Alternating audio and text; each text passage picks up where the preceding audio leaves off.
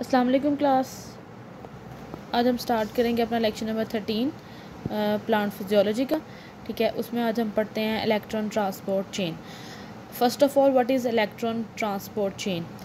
Collection of electron carrier molecules embedded in the inner membrane of mitochondria. Inner membrane of mitochondria के अंदर electron carrier का एक collection है, एक line, एक चेन प्रेजेंट है, उसे हम क्या कहते हैं? Electron transport chain. इस इलेक्ट्रॉन ट्रांसपोर्ट चेन का मतलब क्या होता है या इसका मकसद क्या है, इसकी इंपॉर्टेंस क्या है? Synthesis of ATP. इसकी वजह से क्या पड़ता है? एटीपी। रेस्पिरेशन हो या फोटोसिंथेसिस हो, इन दोनों की हमें ज़रूरत क्यों होती है? एनर्जी के लिए। और एनर्जी हम किस फॉर्म में लेते हैं? एटीपी की फॉर्म में। तो पहले हमने ग्लाइकोलाइसिस पढ़ा, फिर हमने एसिटाइल को ए की फॉर्मेशन पढ़ी, फिर हमने क्रेब्स साइकिल पढ़ा, अब हम पढ़े हैं इलेक्ट्रॉन ट्रांसपोर्ट चेन। तो इन सारे प्रोसेसेस का, इन सारी चेन्स का, इन सारे साइकिल का क्या मकसद है? एटीपी सिंथेसिस, ताकि हमें क्या मिल सके? खुराक से जो हम फूड खाते हैं उससे हमें क्या मिल सके? एटीपी मिल सके। तो हमें एटीपी कैसे मिलता है? कि इलेक्ट्रॉन चेन, एक collection of electron carrier molecule जो होते हैं वो माइटोकॉन्ड्रिया की इनर मेम्ब्रेन में एम्बेडेड होते हैं। ठीक है, उसे हम क्या बोलते हैं? इलेक्ट्रॉन ट्रांसपोर्ट चेन बोलते हैं। क्लियर? अब इस चेन के अंदर फॉलोइंग स्टेप हैं।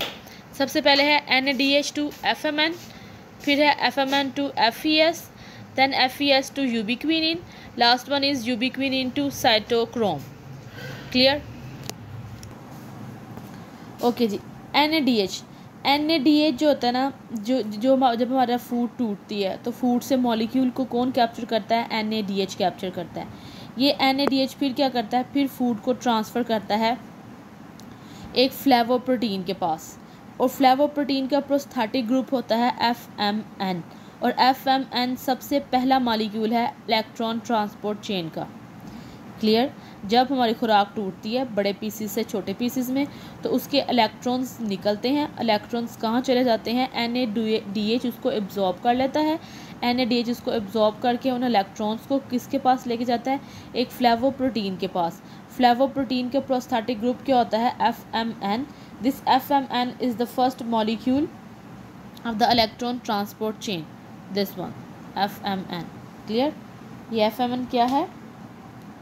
First molecule of transport chain है। ठीक है, ये FMN क्या करता है? अपना मॉलिक्यूल, अपना इलेक्ट्रॉन किसको पास कर देता है? FES को। देखिए, across the chain electron move कर रहा है। NADH से FMN के पास, अब FMN से किसके पास जाएगा? FES के पास जाएगा।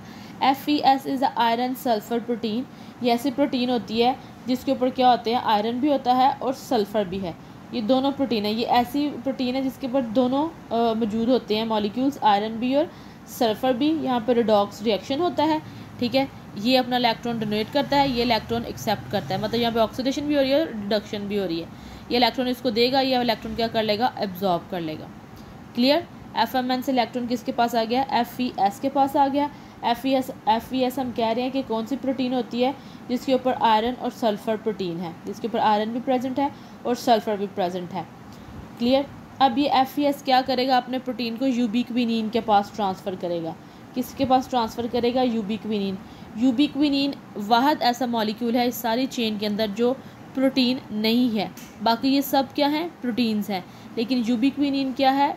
इस फैमिली का वाहद मेंबर है जो प्रोटीन नहीं है। ये बात हमने याद रखनी है, ये MCQs में आ सकता है कि इलेक्ट्रॉन ट्रांसपोर्ट चेन के अंदर वो कौन सा मेंबर है जो प्रोटीन नहीं है, जो नॉन प्रोटीन है, दैट इज़ यूबिक्विनिन। क्लियर? NADH से मॉलिक्यूल FMN के पास आया, FMN से FES के पास, FEN से किसके पास जाएगा? यूबिक्विनिन के पास जाएगा। यूबिक्विनिन अब इसको किसको ट्रांसफ़र कर देगी? साइटोक्रोम कॉम्प्लेक्स के पास। किसके पास ट्रांसफ़र कर देगी? साइटोक्रोम कॉम्प्लेक्स के पास। साइटोक्रोम क्या है? ये भी क्या है? प्रोटीन्स हैं। इसके अंदर डिफरेंट साइटोक्रोम्स आते हैं, cytochrome B, cytochrome C1, cytochrome C, cytochrome A and cytochrome A3। ये जो 5 साइटोक्रोम है इसको हम क्या कहते हैं? साइटोक्रोम कॉम्प्लेक्स कहते हैं। और ये सारे के सारे क्या हैं? प्रोटीन्स हैं। इनका प्रोस्थेटिक ग्रुप क्या होता है? हेम। हेम इज़ आयरन। हेमोग्लोबिन से जैसे हेम है ना, हेम क्या होता है? आयरन।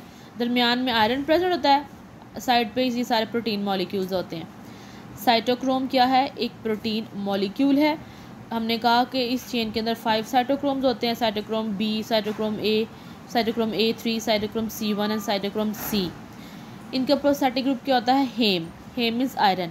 कि मतलब इस इनके स्ट्रक्चर के दरमियान में एक आयरन ग्रुप प्रेजेंट होता है, जिसका क्या होता है, प्रोस्थेटिक ग्रुप। क्लियर। इस तरह से इलेक्ट्रॉन क्या करता जाता है, अक्रॉस द चेन मूव करता जाएगा। यहाँ पे एंड पे आके क्या आ जाएगा, टर्मिनल ऑक्सीडेज।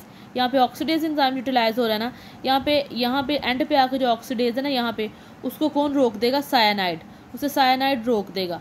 जो टर्मिनल ऑक्सीडेज है वो इनहिबिट हो जाएगा बाय साइनाइड। तो ये इलेक्ट्रॉन यहाँ पे ख़त्म हो जाएगा, किसी और मॉलिक्यूल के अंदर एंटर नहीं होगा। किसके पास चला जाएगा, ऑक्सीजन के पास। ऑक्सीजन के पास ये इलेक्ट्रॉन चला गया, साथ में इसके 2 प्रोटॉन मिलेंगे। प्रोटॉन और ऑक्सीजन मिलकर क्या बना देंगे, एक वाटर मॉलिक्यूल बना देंगे। क्लियर।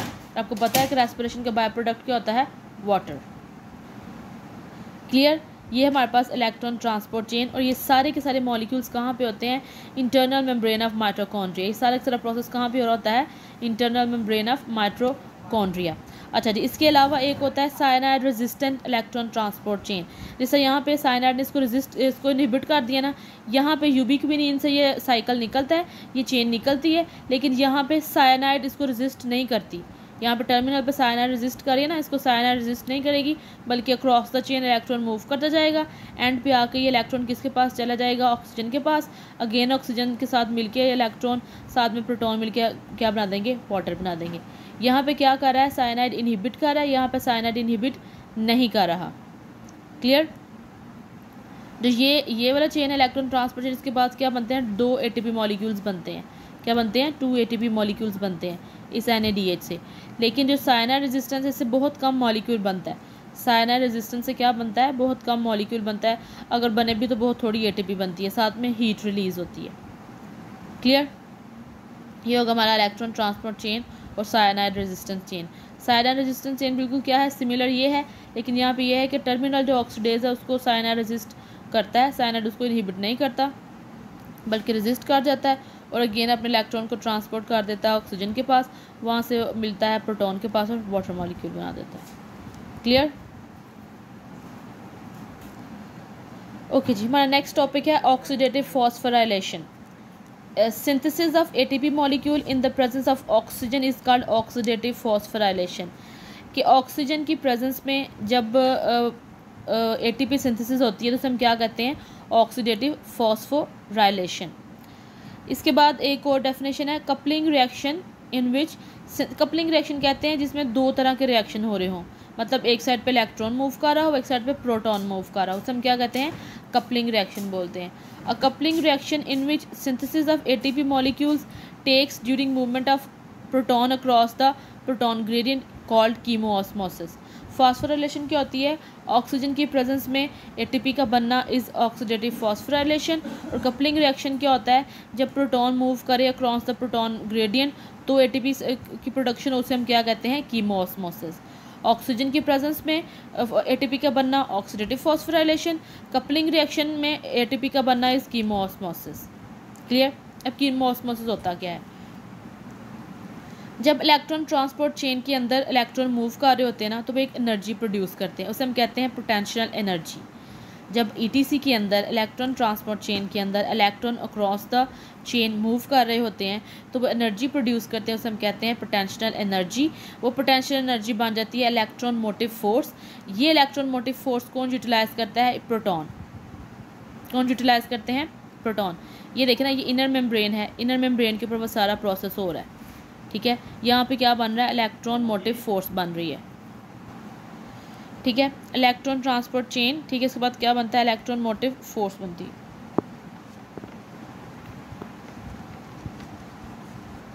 क्लियर।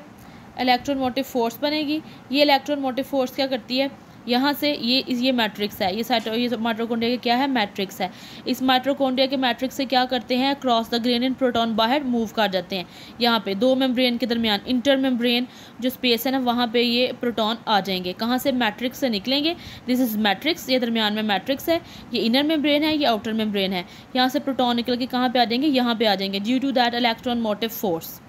ठीक है, यहाँ पे आ जाएंगे। फिर ये इलेक्ट्रॉन मोटिव फोर्स, जब यहाँ से इलेक्ट्रॉन मूव कर रहे हैं इस चेन के ऊपर, तो हम कह रहे हैं पोटेंशियल एनर्जी प्रोड्यूस हो रही है। वो पोटेंशियल एनर्जी किस में चेंज हो रही है, इलेक्ट्रॉन मोटिव फोर्स में। ये प्रोटॉन इस इलेक्ट्रॉन मोटिव फोर्स को यूज़ करेंगे। और ये क्रिस्टी है ना, फोल्डिंग्स क्रिस्टी हैं, यहाँ पे अगेन या इंटरस्पेस से अगेन मैट्रिक्स में मूव कर जाएंगे through that Christie through that F1 particle.